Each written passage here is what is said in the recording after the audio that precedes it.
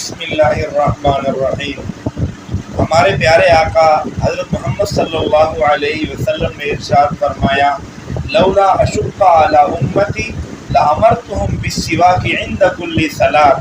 اگر مجھے اپنی امت کے اوپر مشقت کا ڈر نہ ہوتا تو ہر نماز کے لیے انہیں حکم دیتا کہ وہ مسواک کے ساتھ ادا کریں۔ اور آپ نے فرمایا، السواک مطہرۃ للفم ومرضاۃ للرب۔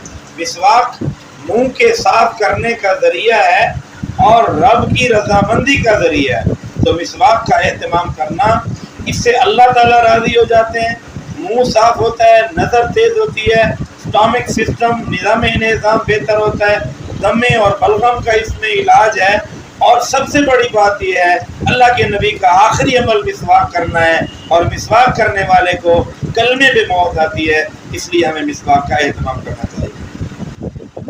مسواک زیتون کا بھی کر سکتے ہیں، نیم کا بھی کر سکتے ہیں، پیلو کا بھی کر سکتے ہیں، کھجور کا بھی کر سکتے ہیں۔ جو درخت مسواک کے لیے میسر آئے اس کا مسواک کیا جا سکتا ہے۔ اور مسواک کرنے کا طریقہ بھی یہ ہے کہ پہلے اپنے داڑھوں کا مسواک کریں اور دائیں طرف سے شروع کریں اسے۔ جب دائیں طرف سے شروع کریں گے تو مسواک کو اوپر سے نیچے کرنا یہ زیادہ بہتر ہے۔ اس طرح زور زور سے مسواک کرنا، اور پھر آپ دیکھ رہے ہیں کہ داڑھوں کے اندر مسواک کرنا دونوں طرف، اور پھر تالو پر مسواک کرنا، یہ سنت ہے۔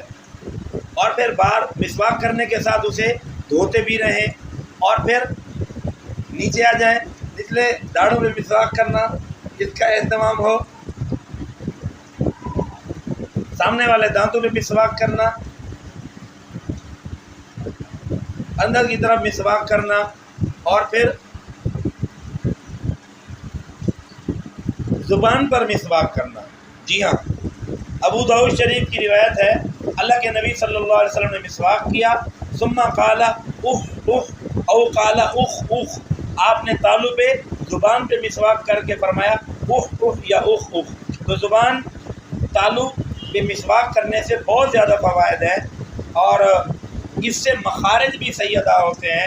اور بعض اوقات بعض پیسٹ ایسے ہوتے ہیں جس میں ایسے کیمیکلز ہوتے ہیں جو بہت زیادہ نقصان دہ ہوتے ہیں۔ وقتی طور پر دانت تو صاف ہو جاتے ہیں لیکن اس کے نقصان زیادہ ہوتے ہیں، بالخصوص 6 سال کے سے کم عمر کے بچے جب وہ پیسٹ یوز کرتے ہیں تو وہ نگل بھی لیتے ہیں، اس سے اور زیادہ نقصان ہوتے ہیں۔ اس لیے سنت کی طرف آئیں، اللہ کے نبی کی سنت مسواک کرنا ہے، اس کا اہتمام کریں۔ اور مسواک کو وقت کے ساتھ بندہ کاٹ بھی لے، یہ نہ ہو کہ اس کے ریشے 2 ہفتے کے لیے ہفتے کے لیے چلتے رہیں، اسے کاٹتے رہیں اور پھر استعمال کرتے رہیں۔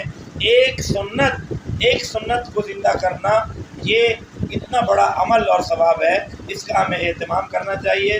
اور اللہ تبارک و تعالیٰ سے دعا ہے، اللہ تعالیٰ ہمیں اپنے پیارے نبی حضرت محمد صلی اللہ علیہ وسلم کی ایک سنت پہ عمل پیرا ہونے کی توفیق عطا فرمائے۔ حضور نبی کریم صلی اللہ علیہ وسلم کی مقدس جماعت صحابہ، اہل بیت اور امت کے جو اچھے لوگ خیر القرون گزرے ہیں، وہ سنت سمجھ کر عمل کیا کرتے تھے۔ افسوس ہم بعض اوقات کہتے ہیں یہ تو سنت ہے جی، ہم سنت سمجھ کے چھوڑتے ہیں اور وہ سنت سمجھ کے عمل کیا کرتے تھے۔ تو اللہ تعالیٰ ہمیں سنت کی قدردانی کی توفیق عطا فرمائے۔ نقش قدم نبی کے ہیں جنت کے راستے، نقش قدم نبی کے ہیں جنت کے راستے، اللہ سے ملاتے ہیں سنت کے راستے۔ حضور صلی اللہ علیہ وسلم کی ایک سنت، اللہ تعالیٰ ہمیں اس پر عمل کرنے کی توفیق عطا فرمائے۔ وآخر دعوانا الحمدللہ۔